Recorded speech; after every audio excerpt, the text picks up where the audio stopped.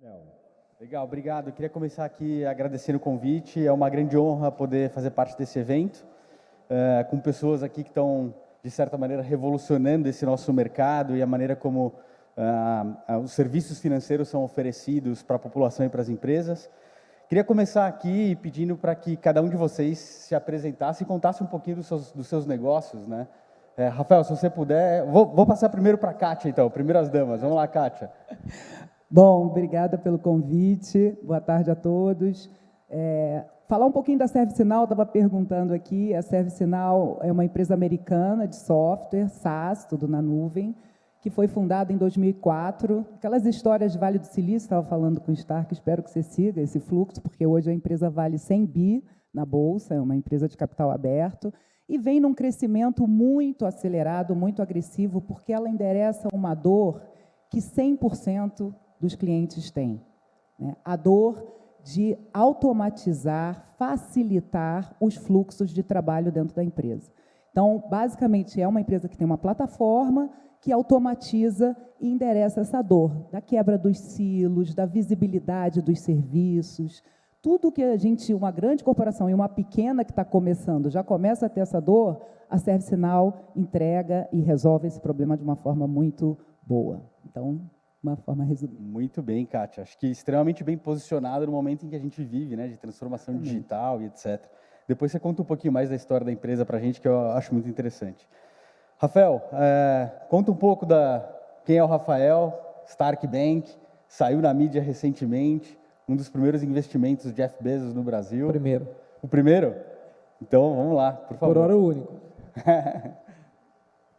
Bom, Gustavo, brigadão pelo convite, prazer estar aqui com você hoje, com o pessoal aqui do evento.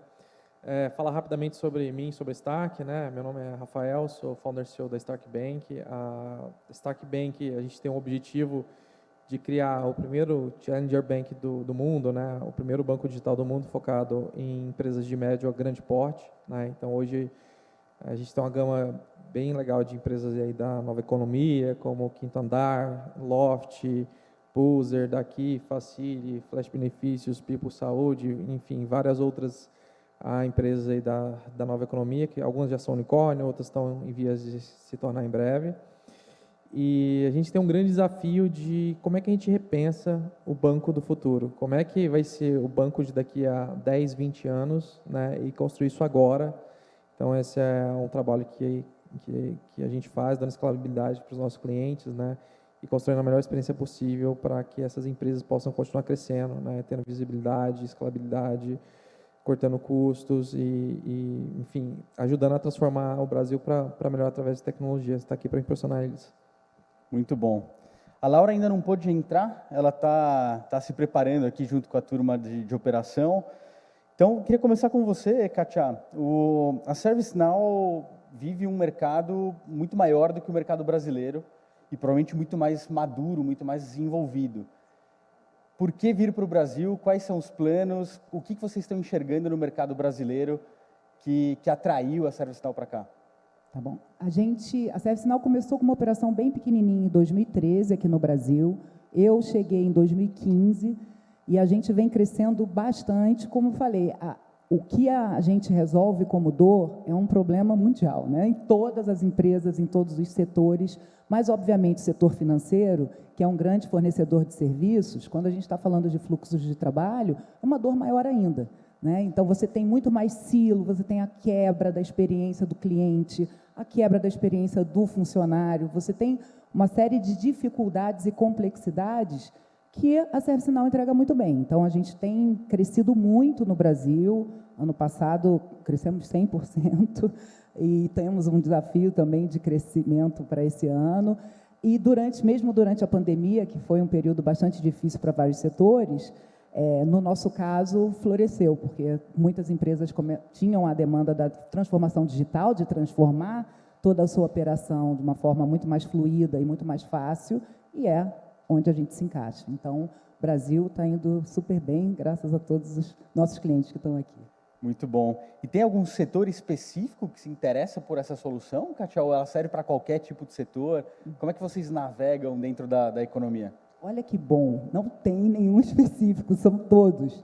Então, como eu falei para você, grandes prestadores de serviços, como instituições financeiras, telecom, telco, né, outro grande prestador de serviço, o governo, que também lá nos Estados Unidos, principalmente, é uma operação gigantesca com o governo, porque é a natureza, educação, a gente tem clientes em todos os segmentos, nenhum prioritariamente. Mas serviços financeiros e fintechs até, a gente tem vários clientes aqui no Brasil, inclusive, porque tem aquele pensamento de começar certo. Como é que eu começo já com o pé no digital? Eu não quero começar uma operação tradicional para depois mudar, né?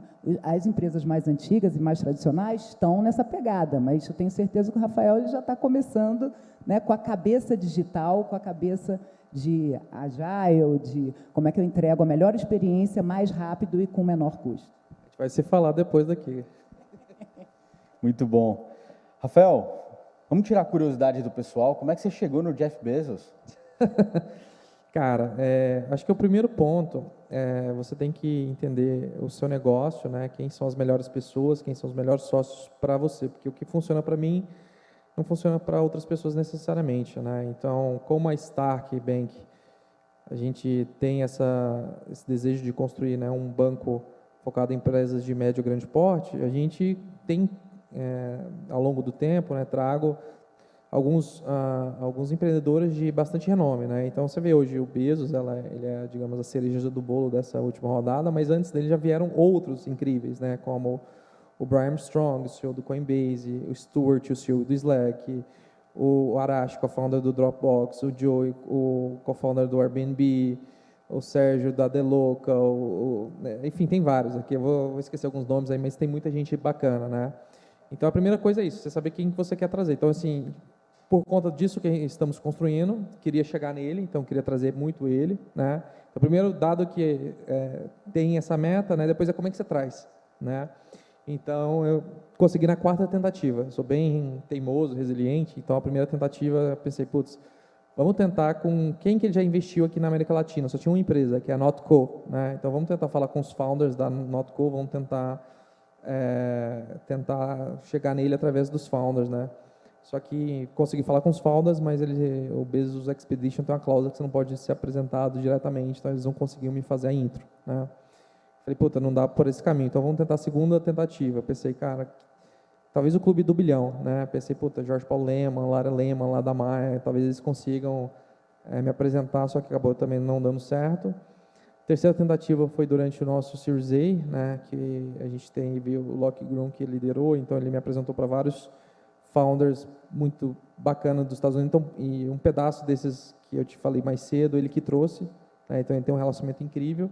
Ele conseguiu chegar no Bezos Expedition, falar da gente, só que acabou não tendo agenda e para o fechamento.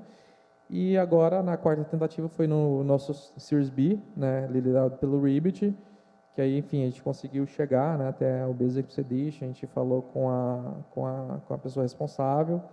Ela criou um memorando, né, de investimentos, que ela gostou da tese, gostou dos números, do que a gente estava construindo, a visão. Apresentou para o Jeff Bezos, ele deu o joinha dele, aprovou o investimento e foi basicamente assim que rolou. E estamos aí. Estamos aí. Muito bom. Rafael, entrando um pouco aqui na operação do banco e para onde vocês estão indo, né? Vocês começaram com solução de cash management e cartão corporativo.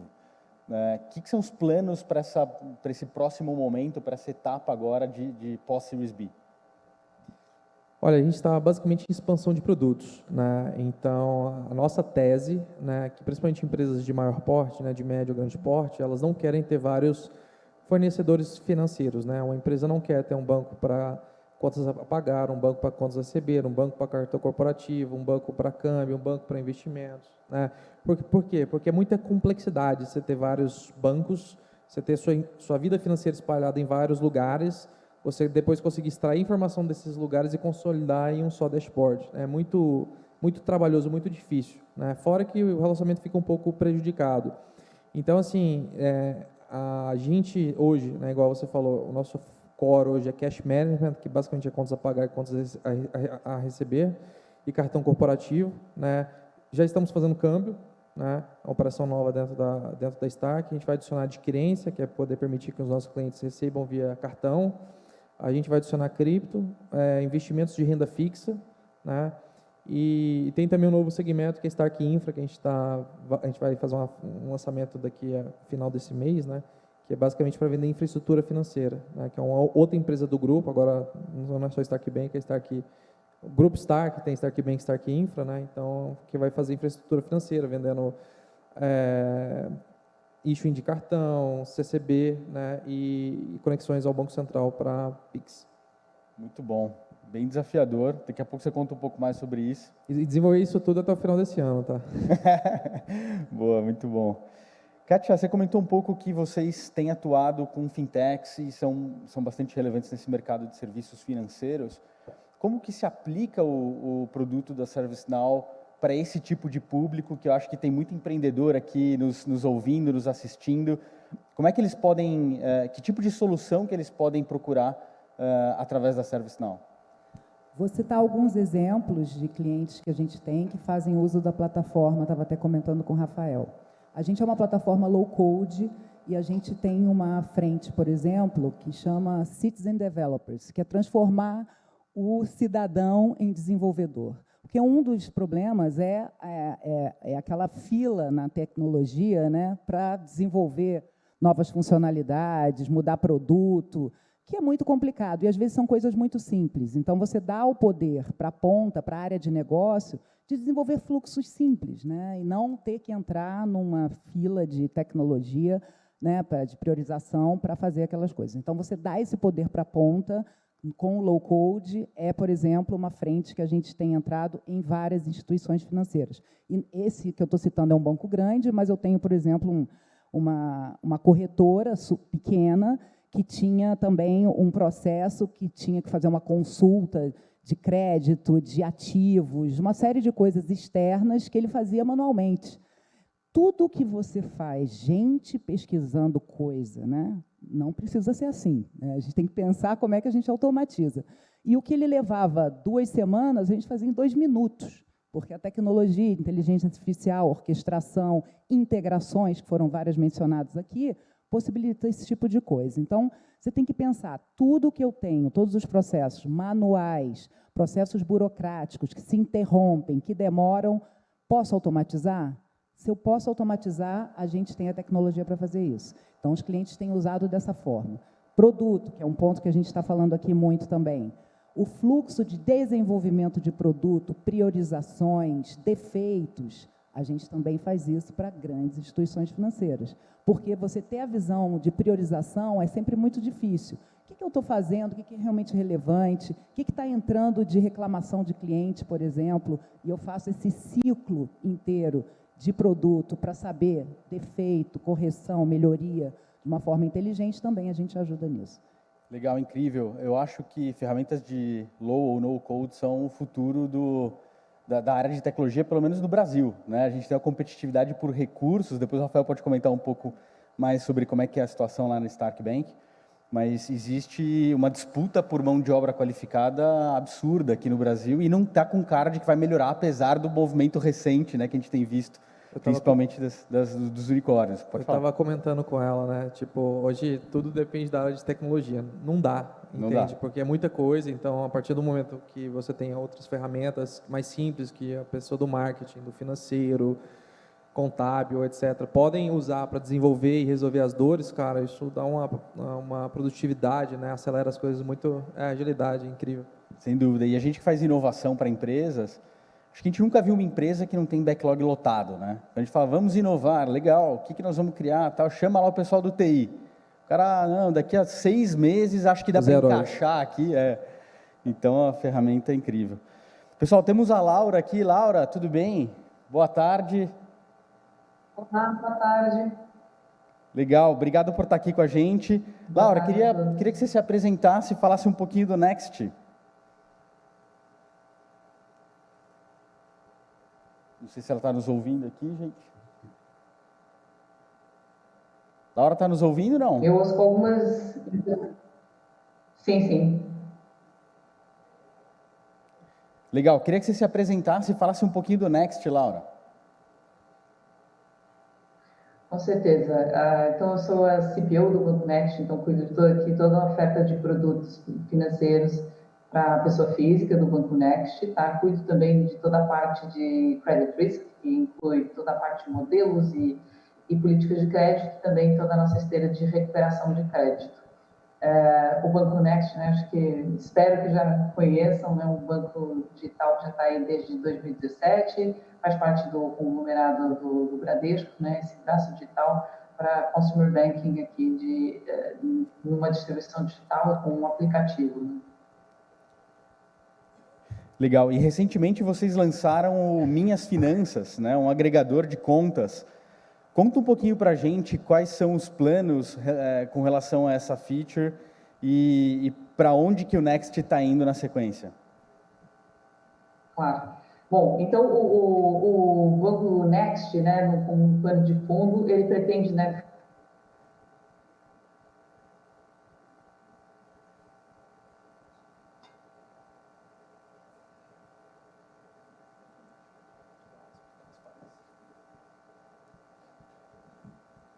A gente segue aqui, gente? Podemos seguir aqui, depois vocês me avisam, né? Legal. Rafael, você comentou um pouco sobre backlog aí de desenvolvimento de produto. Tem bastante coisa nesse backlog, né? Agressivo. Agressivo. O que você acha que é o diferencial que hoje o Stark oferece para os clientes? E como é que tem sido a recepção das grandes contas, das grandes empresas que estão acostumadas com os bancos tradicionais, né, os incumbentes, com relação à solução de vocês? Olha, acho que ter alguns, né, que são bem relevantes, assim. Então, assim, acho que o principal ponto de valor que a gente começou, né, a Stark entregando isso para os nossos clientes, basicamente escalabilidade, né? Como é que você tem um processo que você pode ter uma operação, 10, 100, 1000, 10 mil, 100 mil, 1 milhão de operações, e o processo ser exatamente o mesmo, o processo ser escalável. Você pode começar pequeno e virar grande, né, virar um unicórnio de uma forma que você não precisa mexer nesse processo, né? Então, a gente observava que antes as empresas pensavam, cara, tudo manual, financeiro uma loucura, depois colocavam RP, arquivo de remessa, enfim, depois que escalava demais, dava um monte de problemas, né? Então, a primeira solução foi criar APIs para com que as empresas possam escalar, né? Que é o primeiro ponto de valor. Depois que a gente entregou isso, né, a gente começou a entender que as empresas tinham muitas necessidades de controle. Saber quem que lançou o pagamento, quem que aprovou o pagamento, alçadas múltiplas, uma pessoa, duas, 10 pessoas, ou a parte de valores diferentes, tipo, qualquer pagamento, um de nós três pode aprovar, qualquer pagamento acima de 100, 200 mil reais, 2 de nós três pode aprovar, qualquer pagamento acima de 1 milhão, só ela pode aprovar, né? Múltiplas alçadas com regras complexas, né? Dando flexibilidade para as empresas. Depois a gente entendeu que, além disso, é muito o financeiro, né? As empresas têm muito problema de visibilidade. Como é que eu simplifico conciliação? Como é que eu dou visibilidade do que rolou, do que está rolando, do que vai rolar, forecasts, né? Então, toda vez que você abre os bancos, você só vê um bando de tabelas, um monte de tabela. Você abre a Stark Bank e você vê gráficos. Você vê o cash flow, as entradas, saídas, projeção de forecast, projeção de saldo, que a gente mostra oportunidade de investimento ou necessidade de caixa, ticket médio, taxa de conversão, vários dados assim para ajudar as empresas a tomarem decisão, né? E a gente está indo agora para um modelo muito preditivo, né? A gente quer prever as coisas antes de acontecer, né? Fora, assim, outras ferramentas de controle, como o controle de gastos no cartão corporativo. Enfim, a gente está criando, assim, bastante... a hora que você vê a Stark versus o outro banco, você vê que tem uma grande diferença, né, de produto, de tecnologia, assim, tá? Quantas pessoas são hoje no time para desenvolver isso, não? Cara, hoje a gente está com 40, isso porque a gente dobrou, porque no começo do ano a gente era 20. Ou seja, são 40 heróis lá dentro. 40 heróis, cara. Legal, muito Só bom. a gente brinca que é os Marines, né? Muito bom. E, Kátia, dentro disso que o Rafael está comentando, a gente viu bastante parte de organização, de flow de processos, etc., que acho que é um pouco como vocês atuam. E, no final, isso sempre gera impacto na experiência do cliente no final, né? Acho que uma empresa organizada, com processos bem definidos, acabam fazendo com que a experiência seja melhor. né? Como é que é a sua visão sobre isso? Como é que vocês ajudam nesse processo de organização? O que ele estava falando é exatamente que ele está oferecendo uma experiência diferenciada para o cliente dele, né? Uma experiência muito melhor, muito mais fácil. E uma coisa que acontece muito, e que ele está tendo a preocupação, que citou aqui, e nem todos têm, é que a experiência com o cliente, ela não é só aquele front, né? Não é só no momento que ela interage para fazer aquisição, para comprar alguma coisa, mas é o fluxo inteiro, é quanto tempo vai levar, se ele tiver um problema depois, como é que ele resolve, porque é muito irritante a gente como consumidor, a gente, né, tem uma experiência fantástica, 2 cliques, deu um problema, caos, né? Você fala, meu Deus do céu, ninguém te atende, manda e-mail, aquelas coisas. Então, você tem que pensar nessa experiência no front office, no middle e no back office. E isso também é a experiência do colaborador, trabalhando e oferecendo uma solução boa, né, com a empresa. Então, essa experiência ela tem que ser fluida, inteira. E existem essas rupturas ainda, que é onde a gente entra para ajudar, né, que o fluxo ele tem que fluir front, middle e back office. E aqui, no back office, é onde está o rolo, né? Hoje em dia, na verdade, né? O papel voando para lá, planilha para cá, né? A gente fala que nosso grande concorrente são planilhas, né? Porque todo mundo tem uma planilha, né, para chamar de sua. Mas, num processo, num fluxo de trabalho, você não sabe o que a pessoa está trabalhando naquela planilha, né? Então, a gente precisa ter essa visibilidade, que eu brinco, que é como se você compra na Amazon, você sabe o que está acontecendo a cada momento. Então, qualquer serviço, qualquer interação do cliente com a instituição, ele tem que saber onde é que está o processo dele. Então, a gente pode oferecer isso, por exemplo, dar essa visibilidade para o cliente de cada momento, das aprovações que aconteceram, de interagir no meio do processo. Então, a experiência é fundamental, é cultural, né, de você ter a empresa inteira preocupada com aquilo, pensando naquilo, como a gente pode melhorar o tempo, né, a visibilidade do cliente. Todos esses pontos são super relevantes e só acontecem se você tiver esse fluxo todo integrado e digitalizado. E o pior é que, às vezes, as empresas não têm essa visão, né, do back-office, dos fluxos, né, e aí a operação começa a crescer e tem vários gargalos, vários paus operacionais que impedem a empresa crescer, porque todo mundo que tem empresa quer crescer, quer vender mais, quer ter mais cliente, mas a pergunta é, será que se dobrar de clientes, se triplicar, se multiplicar por 10, você consegue atender? Você está com esses processos bem definidos, bem mapeados, bem pensados para você conseguir escalar? E aí entra um pouco também num outro conceito, que é da automação. Você não pode escalar com pessoas. Como você falou, a questão de shortage de recurso, né, de escassez, é gigantesca.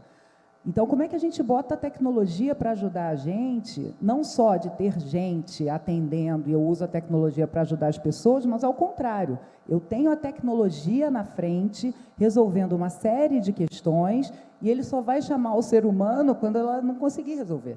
Então, eu consigo diminuir, ser muito mais produtivo, porque eu tenho a tecnologia tomando uma série de decisões repetitivas, né, questões ou fazendo perguntas com inteligência artificial, ou automatizando digitação, que, por exemplo, o RPA faz muito bem, um monte de gente já tem RPA, mas você junta todas essas ferramentas de automação para chegar numa hiperautomação, por exemplo, que é uma coisa que a gente fala muito. Legal. E no momento de desafio macroeconômico aqui para todas as empresas, independente do tamanho, independente do segmento, eu imagino que esse tipo de ferramenta gera impacto direto em resultado. Então, eu queria que você comentasse um pouco do potencial de impacto relacionado ao resultado que esse tipo de ferramenta pode gerar. Gigantesco, sem dúvida nenhuma, mas a gente atua em 3 grandes frentes, na verdade, né? A questão da agilidade, que é dar novas soluções para o seu cliente rápido, como você falou, até o final do ano que você falou, já me deu cansaço, só de pensar tudo que você tem que entregar até o final do ano. Imagina. É uma loucura, mas é isso, né? A gente, quando estourou a pandemia, por exemplo, em um mês, a gente lançou uma app para os clientes poderem usar de graça para registrar funcionário que estava doente, que não podia trabalhar, que estava com Covid, que era uma situação emergencial. Em um mês, uma empresa global lança uma solução para o mercado.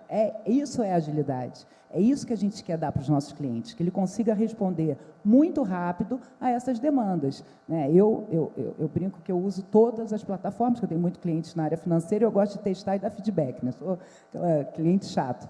Mas eu falo, gente, você tem que ter inovação o tempo inteiro. Eu vejo as plataformas que inovam regularmente, que a gente dá feedback e você já vê, corrigiu isso aqui, lançou isso aqui novo. É isso, a gente tem que estar, né, sempre inovando, ouvindo o cliente e fazendo as modificações. Então, acho que isso tudo está ligado para trazer agilidade, diminuir custo, porque você é mais rápido e efetivo, e melhorar a experiência do cliente. Muito bom. Laura, temos você de volta aqui. Está nos ouvindo bem? Pois é, agora sim. Então tá bom, legal. Espero você também. Muito bom. Laura, a gente não conseguiu te ouvir na primeira rodada aqui. Queria que você comentasse um pouco sobre o lançamento do Minhas Finanças, para que lado que o Next está indo, qual que é o papel do Next dentro do Bradesco, né, um banco mais tradicional que vem inovando, vem buscando oferecer novos produtos para o público diverso que tem dentro do banco. Exatamente. O nosso papel é realmente ser um banco, e já é um banco totalmente digital, que faz a sua distribuição de produtos financeiros e não financeiros, né? Lembrando isso também, uma oferta bem completa aqui para os nossos clientes. E de uma forma, né, uma distribuição muito fluida, sempre pensando, né, em todos os hábitos de consumo. A gente não pensa só em produtos financeiros, porque o fim último dos produtos financeiros, na verdade, é viabilizar todas as despesas do dia a dia e as necessidades de consumo do nosso cliente. É assim que a gente vê o nosso papel na vida financeira e não financeira dos nossos clientes. Tendo em conta isso, né, assim, Minhas Finanças, perdão, que foi lançada há um mês atrás, ele é o enabler dele tem tudo a ver com essa questão, né, de Open Finance, toda a esteira, né, sistêmica que está sendo construída e muito alavancada pelo nosso regulador, mas o que a gente quer fazer é ir muito mais além, né? Então, aproveitar esse movimento para ir muito mais além do que o regulador está pedindo, né? E, de fato, dar, além dessa transparência, que é o grande objetivo, realmente fornecer, né, materializar o embedded finance, né, de que tanto se fala. Concretizando, o que isso quer dizer, o que a gente oferece aqui no Minhas Finanças? O Minhas Finanças, ele quer realmente dar toda uma panóplia de dados de toda a vida financeira do nosso cliente, independentemente de onde elas estão sediadas, né, essas transações, esses produtos financeiros, né? Então, de uma forma muito simples, numa jornada muito fluida, agregar, né, todos os produtos que ele tem num prazo largo, né? Então, hoje a gente já consegue fornecer aos nossos clientes, né, de todos os participantes, né, que ele selecione, informações de cartão de crédito até 12 meses, né? Então, toda a parte do saldo, das faturas, dos lançamentos, toda a questão também de acompanhamento de contas, né, da conta corrente, né, a visualização dos extratos, um extrato agregado, né, onde ele vê todos os bancos com quem ele trabalha, instituições financeiras que são participantes, de novo, cheque especial, operações de crédito, isso dá uma noção não só de controle, né, e toda uma visão geral de como está a vida financeira dos nossos clientes, né, porque é algo muito, muito difícil de acompanhar de uma forma. Alguém falou aqui que o Excel faz parte da vida das pessoas, realmente é muito para substituir a isso, né? Então, numa só tela você consegue visualizar toda a tua vida financeira, né? E com total liberdade, você escolhe um nível, né, de profundidade, um nível de dados que o Next, no caso, sendo autorizado, consegue agregar. Então, se você não quiser todo um disclosure, né, de tudo que você tem nas outras instituições, você sabe e consegue definir esses limites. Isso é o que a gente tem hoje, tá? Mas já bem próximo, aí, em agosto, a gente vai passar a usar essa informação, que são, né, dados, vai usar isso de uma forma a transformá-los em insights. Insights para quê? Para que o cliente consiga fazer uma melhor gestão, consiga ver onde ele está gastando mais, onde ele não deveria gastar tanto, segundo as suas próprias metas, ou segundo a proporcionalidade da progressão do mês, né? Então, se ele pensa que ele vai gastar 100 durante o mês, e chegou no meio do mês e está em 50, estou simplificando muito, né? Teria um aviso, né? Óbvio que a vida não é linear e a gente estudaria aqui o comportamento do cliente ao longo do mês, e tem sazonalidades intramês, mas este é um exemplo de como a gente utilizaria tudo isso, né, para dar insights para ele, para fornecer outras dicas de consumo, né? Se eu vejo que ele consome muito de um produto que estaria, né, com condições mais favoráveis em outro lugar, então eu posso fornecer esse tipo de serviço para ele, tá? Então, isso é só para dar um conceito, né, do que seria aqui toda a forma como a gente aborda esse tema do Minhas Finanças e quão ambicioso ele é para a gente ajudar realmente o cliente a fazer sua gestão financeira, gestão de hábitos de consumo, gestão de poupanças, né? Então, para permitir não só o consumo no mês a mês, mas também de bens duradouros, de longo prazo. Esse é o nosso, assim, o nosso grande objetivo, que acho que é bem ambicioso. Muito bom. E, Laura, conta pra gente, estava falando, o Rafael estava contando um pouco aqui do backlog dele de desenvolvimento, né, as inovações que ele está trazendo. A gente falou um pouco sobre inovação. Como que é inovar dentro de uma empresa do tamanho do Bradesco, com todos os sistemas legados, com todas as dificuldades? O Next é claramente um novo produto, uma nova fase aí para o banco. Conta pra gente como é que é esse processo dentro do banco. Sempre é bastante complicado, né? Você sempre lida com um pouco de legado. Também, quando você não lida, e a gente viu isso por outras instituições, também você tem que construir a tua do zero. Obviamente, os dois têm prós e contras. O nosso mundo ele é um híbrido disso. Então, a gente tem alguns aspectos em que a gente herda e outros que a gente constrói aqui do zero. Essa convivência também, obviamente, é sempre desafiante, né? Os sistemas mais antigos e novas implantações em plataformas novas, né, construídas do zero. Eu acho que o que tem que encarar é o lado bom de cada coisa, né? Então, quando você tem um sistema legado, se mesmo assim, né, você constrói uma arquitetura de consumo desses dados, né, que seja o mais inteligente possível e com uma estratégia de produto que faça todo sentido e que você pense nessa parte tecnológica como sendo uma componente do teu produto, da tua oferta, sem que sejam mundos segregados, acho que esse é um pouco o segredo, né? Então, não só pensar produtos do ponto de vista de negócio, esquecendo, né, todo o trâmite, né, toda a parte tecnológica, porque o teu produto vai ter sempre um roadmap, né? Então ele está sempre numa melhoria contínua, né? Ou discovery contínuo, como se tem se utilizado hoje muito academicamente, né? Essa expressão. De fato, você precisa contar com tecnologia como uma componente, então sempre pensar nisso como uma matéria-prima super essencial. Então a gente encara assim dessa forma, né, esses desafios que eu acho que faz parte hoje do mundo moderno, financeiro e até não financeiro. Rafael, a Laura estava comentando aqui sobre dados, sobre Open Finance. Como que vocês estão se preparando para isso? Que tipo de oportunidade você acha que o Open Finance vai gerar para o Stark Bank?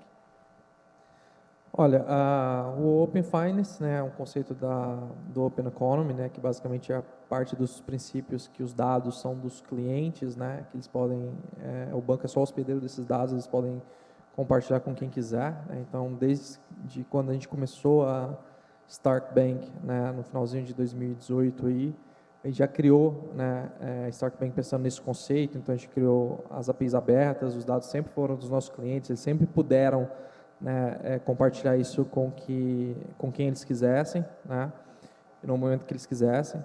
Então a gente começou com esses conceitos e só que assim, hoje eu acho que o valor do Open Finance é poder extrair esses dados, consolidar em um só lugar e tudo mais, mas a nossa posição é como instituição financeira, né? A Stark Bank basicamente está criando um banco moderno, né? Então, o nosso objetivo não é muito facilitar com que os clientes extraiam dados de outros bancos e vejam no nosso dashboard da Stark. Na verdade, a gente quer matar a necessidade das empresas de terem, né, outros bancos e ser o banco principal dessas empresas, que ela consiga fazer tudo isso em um só lugar. Então, assim, eu acho que o Open Finance para algumas figuras do tipo Plaid nos Estados Unidos e os equivalentes aqui no Brasil, eu acho que é uma puta oportunidade, ou para alguns bancos poderem ter informações e poder dar melhores ofertas de crédito, né? Acho que isso é bem bacana, mas olhando assim para o mundo da Stark Bank, a gente não vai muito surfar essa onda, não é muita direção que a gente está indo, a gente quer literalmente prover tudo para a empresa, que ela não tem necessidade de nenhum outro banco, só usa Stark Bank. Muito bom. E, Kátia, nesse ambiente de hiperautomatização que você estava comentando, certamente você tem muita solução ou dificuldade de tratamento de dados. É possível usar essas soluções de hiperautomatização relacionada a dado, para tratamento de dado, para organização de dado? Como é que você vê isso? Vamos só falar um pouco de hiperautomação, que virou buzzword, né? Então, vamos falar o que a gente vê como hiperautomação. Você tem muitas tecnologias de automação, como eu falei, RPA, que é uma tecnologia que muita gente usa, inteligência artificial, integrações, APIs, orquestração. Então, você tem muitas e, na maior parte das vezes, os clientes usam isoladamente essas tecnologias para automatizar processos. Todo mundo faz alguma coisa, né? Não tem ninguém que não esteja com alguma frente de automatização. Hiperautomatização é quando você linka tudo isso num processo só. Então, exemplo, né? Quando eu estava até contando para o Rafael, empréstimo, que é um exemplo que todo mundo conhece. Então, você tem primeiro a captação do cliente, você tem a análise do tipo de empréstimo, você tem uma série de fases desse processo até você conceder esse empréstimo. Então, você pode botar inteligência artificial para entender o que ele quer, você pode botar toda a parte de análise de dados, de inteligência artificial também, e orquestração, para determinar que grupo que vai atender aquele cliente. Você pode botar integrações para consultar fontes diversas de dados, para validar o crédito daquele cliente. Você usa orquestração para aprovação, enfim, você pluga nisso tudo várias fontes e várias ferramentas de automação e, por cima disso tudo, process mining, que todo mundo já deve ter ouvido falar também, você fica analisando se aquele processo está funcionando ou não e sugerindo melhorias. Isso tudo automatizado. Tudo isso tem na plataforma do ServiceNow, por exemplo. Então, é uma plataforma que carrega todas essas ferramentas juntas e potencializa ao máximo a automatização de processos. Então, isso falando em hiperautomação e falando, né, conectando então com o que você perguntou, a gente consegue tratar muito mais rapidamente essas informações, de formas diferentes. O que for melhor, você usa para aquele processo. Então, sim, sem dúvida nenhuma, você pode tratar dados de uma forma muito mais inteligente e diminuir os esforços e ser mais assertivo nas suas decisões e conclusões. Muito bom. Pessoal, nós estamos quase chegando ao fim aqui do nosso tempo. Queria terminar aqui o nosso painel, nossa conversa, com um pouco da expectativa de vocês frente ao momento que a gente vive, né? A gente vive um momento de inflação alta, juros altos, os unicórnios aí tendo um impacto relevante nos seus valuations, as empresas de tecnologia sofrendo nas bolsas. Rafael, eu queria começar contigo aqui. O que a gente pode esperar desse resto de 2022 e para o mercado de tecnologia? Acho que muitas oportunidades, né? Acho que enquanto boa parte das pessoas vê problemas, dificuldades, assim, acho que como empreendedor a gente sempre tem que pensar em oportunidades, né? Eu gosto muito de citar o Ayrton Senna, né? Então ele uma vez falou que em um dia de sol é muito difícil passar 15 carros, mas quando está chovendo fica fácil, né? Então eu acho que momentos de rescisão econômica, momentos igual teve de Covid, que agora a gente está meio que no final, né? Mas inflação, ou qual cenário for aparecer pela frente, eu acho que traz muita dificuldade para todo mundo, né? E essa muita dificuldade traz também muitas oportunidades para alguns que souberem, né, tratar essas dificuldades. Então, assim, a nossa cabeça é essa, cara, tem muita oportunidade pela frente, muita gente vai desacelerar, muita gente está competitivo de contratar, é difícil, mas, por exemplo, está tendo demissão em massa, então, várias empresas, então, o cara abre oportunidade de achar gente boa, muito mais fácil, né? As empresas que antes não estavam tanto preocupadas com automação, com eficiência operacional, né? Estava tudo gastando né? Agora estão preocupadas com tipo eficiência operacional, que é uma coisa que a gente sempre bateu e agora está ficando muito visível essa eficiência operacional. Então é um ângulo de ataque que a gente está usando bastante para poder entrar nas empresas. Então, assim, vai ser um ano de muitas oportunidades para tipo alguns e talvez muitas dificuldades para boa parte, mas assim, acho que tem como crescer, sabe, e mandar bem. Muito bom. Laura, do ponto de vista de vocês aí do Next, do Bradesco, o que a gente pode, como é que vocês estão vendo esse ano, esse momento, e o que a gente pode esperar do Next daqui para frente? Olha, acho que é incontornável, né, os aspectos que foram ditos agora mesmo, né, da questão da eficiência operacional. O dinheiro está caro, né, então já não tem mais easy money entrando em nenhuma empreitada, e isso é no mundo, né, então a gente vê até fintechs pelo mundo desligando em massa, então tem essa questão realmente do capital estar mais escasso, mais caro, e de exigir muita eficiência operacional. Do ponto de vista do Next, e até enquadrando o Next aqui no ecossistema de bancos digitais, acho que é um desafio maior ainda do que para os incumbentes, né? Se a gente pensar, os bancos digitais começaram a ter mais relevância, enfim, nos últimos 5, 6 anos, em que a gente assistiu desde 2017 um trend muito vincado de descida da Selic.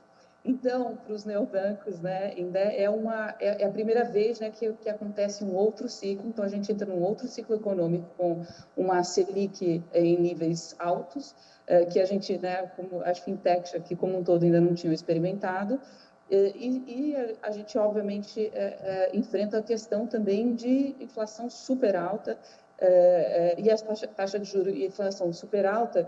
Para os neobancos, por conta de ser um modelo, né, umas contingências macroeconômicas totalmente desconhecidas, né, dos nossos modelos, que estão sempre evoluindo, né, e falando do Next em especial, o que a gente tem como mantra, né, conectar as pessoas aos seus sonhos, né, sonhos de consumo, sonhos de uma aposentadoria, sonhos de uma empreitada de empreendimento, né, então tudo que sejam sonhos das pessoas são viabilizados por crédito, né, então o crédito é um dos principais serviços, né, que a gente presta aqui aos nossos clientes, e ele é um produto super afetado por esse ambiente macroeconômico que a gente vive, né? Então, a questão, né, do endividamento crescente das famílias, né, da inadimplência, que também vem crescendo bastante nos últimos meses, acentuadamente, é uma experiência desafiante.